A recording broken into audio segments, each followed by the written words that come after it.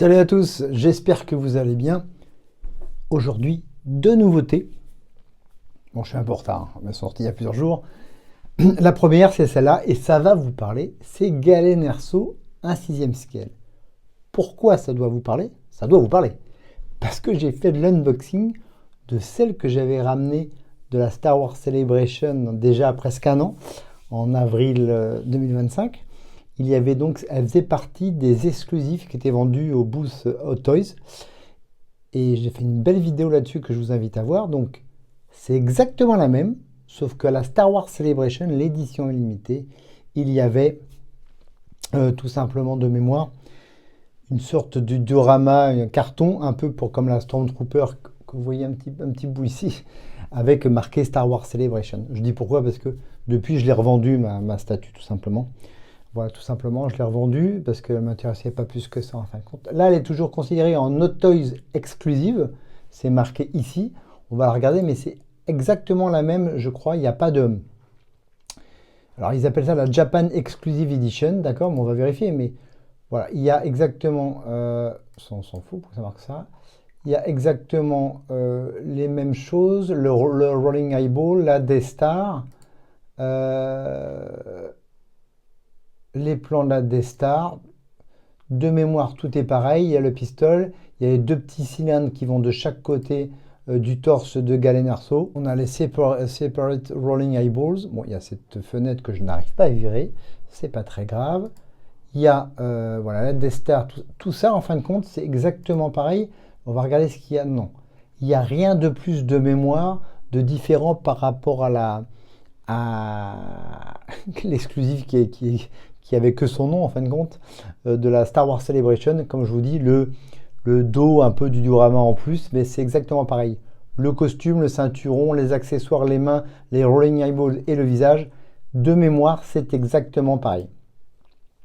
Voilà le pépère. Alors on va aller voir évidemment la date de sortie et le prix. Alors le prix, il est de 346,85. Alors je peux vous dire, c'est quand même super cher parce que la Star Wars Celebration, de mémoire, elle m'est revenue à 260 €. Alors, je sais ce que vous allez me dire, le yen et tout, je suis d'accord. Nous, Européens, avec l'euro, avec le yen, était nettement gagnant. Mais c'était dans les 260 € et c'était l'Exclusive Edition. D'un autre côté, je ne pensais pas qu'ils allaient la ressortir presque un an plus tard. Ils l'ont fait.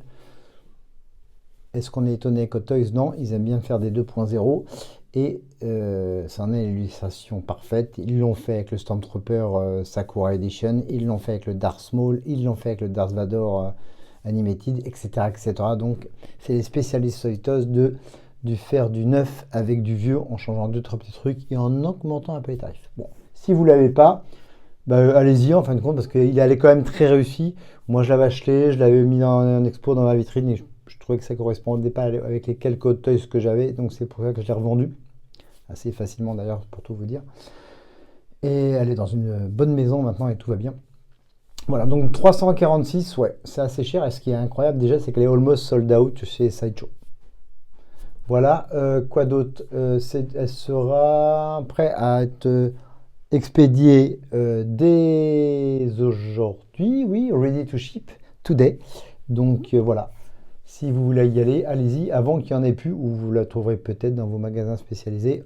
Quoique, comme c'est une exclusive, il faut se méfier. Je la trouve un peu chère.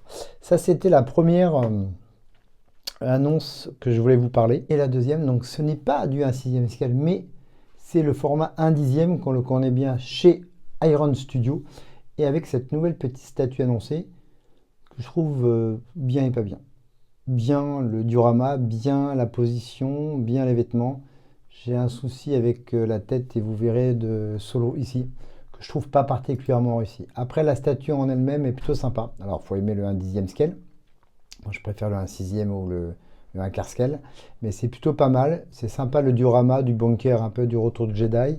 Les fleurs, un petit casque de Stormtrooper. Ça, on est plutôt pas mal. Avec le blaster ici. Plutôt pas mal au niveau du détail du pantalon et de son ceinturon. Voilà le détail ici.